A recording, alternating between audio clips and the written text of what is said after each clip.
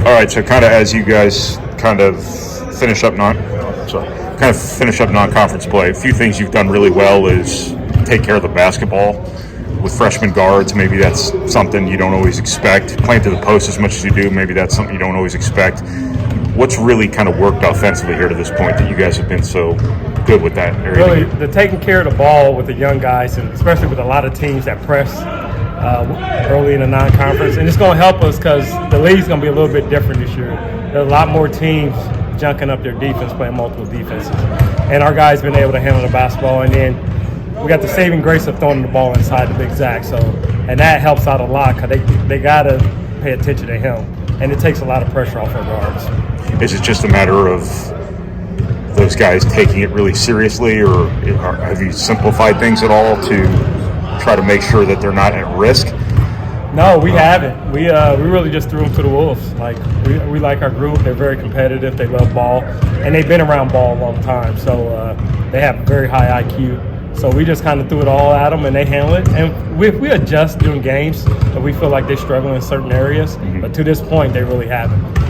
The offensive rebounding, too, has obviously been an advantage every time out. Just the combination of the offensive rebounding plus the taking care of the basketball, that's a pretty effective formula. That's Boilermaker basketball. We talk about that day in and day out. We look at those two things. If we win those two battles, we give ourselves a chance to win the game. Mason Gillis, obviously out a few games, but I think maybe more so than the last 3 years he was here, he's a leader this year. How have you seen him kind of be that vocal guy, maybe more so this year? I think the vocal part is the part that coming out more, especially like we talked about, like after practice. We don't really say much in the huddle.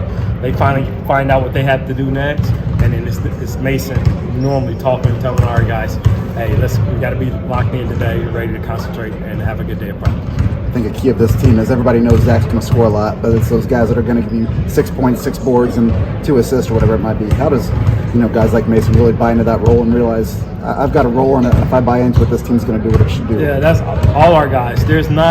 I haven't sensed it or seen any jealousy anywhere. Everybody just playing their role to the highest of their ability, and it's been working out for us. And obviously with Zach scoring more this year, that helps. And that just attributes to his work ethic from the time he got here. He only been playing basketball, 5 or 6 years?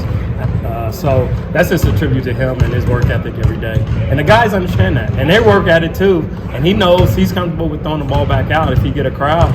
And he knows those guys been in the gym shooting. So I know we've been through a shooting slump here lately, but that's not going to continue. How much do you need that game where you make 12 threes out of 24 or something like that just to keep the defense you're going to see playing you kind of balanced? I think they got to give up. They're going to have to take away something. And I think right now, Zach is so dominant, they're going to rather give up the 3 instead of the 2. But at some point, when we start making them, they're going to be scouting like, all right, what we want to do. And then they're going to be going back and forth. As long as we execute what we do, I think we'll still get good looks at the rim. Is it as simple as things just evening out? Yes. I think you have good shooters. It's just a matter of time before, as Matt always says, you're owed a lot of makes. Yeah, we are owed a lot of makes. I mean, from the time that they've been growing up in high school, a lot of our guys been shooting over 40% from 3. Yeah. At some point, it's going to go. But we can't have half of them lose confidence. All right, we have all the confidence in the world. I don't care if you go for 12. We want you to shoot your next right play if you're open. Yeah. Braden and Fletch both obviously have carried a lot of minutes for you. It's a more physical game here. They both have to expend a lot of energy just running your offense. Do you see any signs of a wall from them? Is that a step they can skip like they've seemed to have skipped over so many other steps? I hope they skip over it, but I've been in this business too long, and at some point they're going to hit it. We're going to be there to help them, and if we're able to rest them at times, that'd be great.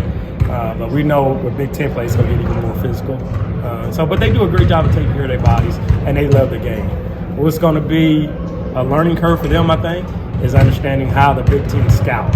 Like, they're going to take things away from them, and then we're going to help them make that adjustment in that aspect. Did you come into this season thinking you could just fall back on putting Zach and Braden in a ball screen as often as you have and getting good stuff? No, we didn't. We did not at the initial part. We knew we could put Braden in ball screen situation, but we didn't want to do it right at the initial part because he was going to have to carry a load. Mm-hmm. But having that other dynamic within our offensive sets. That's good. So we got all our sets, and all of a sudden we can just put the ball in Braden's hand and we can go ball screen. And we do have shooters around, so, and we got the threat at the rim. So that just added another favor in our side on the offensive end. Just with the last couple non-conference matchups, just having so much time in between some of these games, how much do you think that might help, after you get past this game, getting into the Big Ten schedule where some of these weeks are going to kind of tighten up your matchups? I hope it helps us rest-wise. Right. I hope it don't stop us rhythm-wise. Right. So that's the hard part. Like when you go to break, you're excited about the break because you've been in a gauntlet, and you want your guys to get rested up and get a little break, get away from basketball. Our guys came back with a nice focus. Now you just got to find a game rhythm. And I like the way our guys prepared. All right, they've been improving daily each day. Now it's time to show it. Hopefully tomorrow night versus Florida A&M, and then we get ready for Big Ten play versus Rutgers. Does A&M do anything different that you haven't seen before? No, they're not. They're going to be physical. They're long and athletic. They're going to press. We was talking about like our guys been pressed all year. Like, do we need to work on it? Yes, we still work on it. And then let them know we still want to attack after that press. We don't want to stop and run a set if we don't have to. We want them to flow right into our motion and throw the ball inside and play with the team. With tomorrow being the last non-conference game, what kind of things do you guys want to fine-tune before you get into Big Ten play? Really, get their win back. That's going to be crucial for us. And then just fine-tuning, make sure we take care of the basketball. Zach didn't play the last game, so we got to get him back in the flow of the game. So we want to throw the ball inside to him and have a presence on the inside as well. And then we want to make some threes too. Just to follow up on Zach, obviously, like you said, he missed the last game with the illness. He had that little bit of break for the holidays. Is he back to his old self in practice? Yes, he's been back. Since he's been back, he's been good. Obviously, there's been a little bug going around for everyone. So we like where we are. We feel like we're healthy. So we just ready to go out and play. They're ready to beat up on somebody else. They're tired of beating up on each other. Did you learn anything from seeing your team have to play without Zach? We did. We learned a lot, actually. Like, if you notice at the beginning, they were kind of hesitant on things, and they just had to get their feet wet, just understanding playing without Zach. Someone came to the bench and was like, Coach, the paint is wide open. We could drive it. Well, drive it and play with each other. So that was an eye-opener for them. At first, they didn't know really how to adjust with it. But it was good kind of to have that one game without him, and they responded well. At some point, he's going to pick up a second foul, and you're going to have to, right?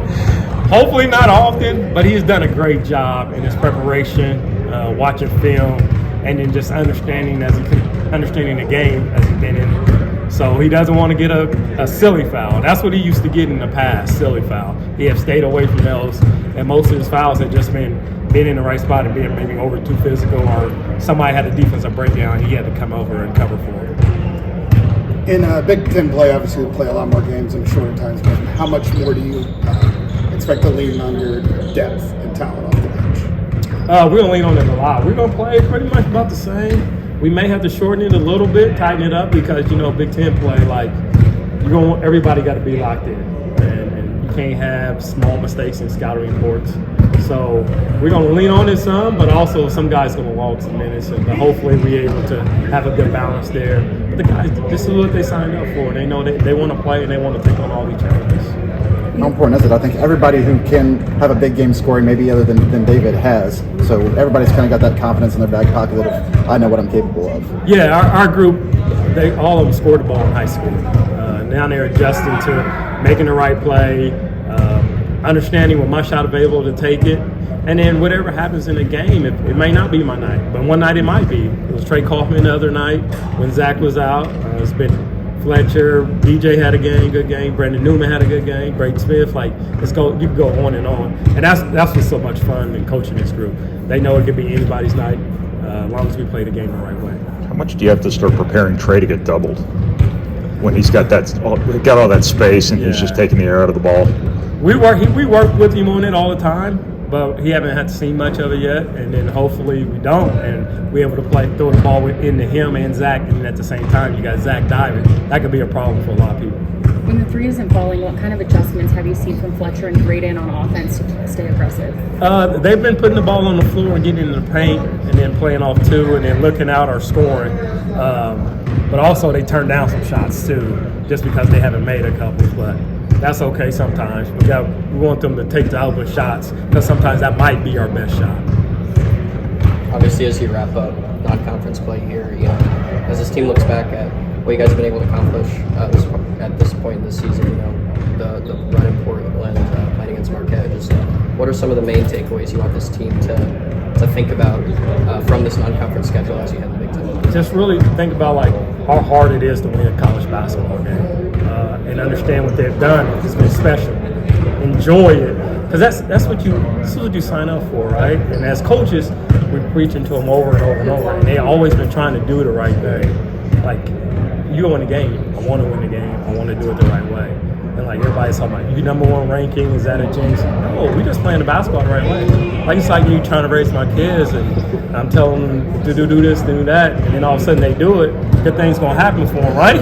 Great things happen for us. We got the number one ranking, but it's because of the process that they're enjoying and they're listening, coaching, and accepting coaching, and also they helping us too as well.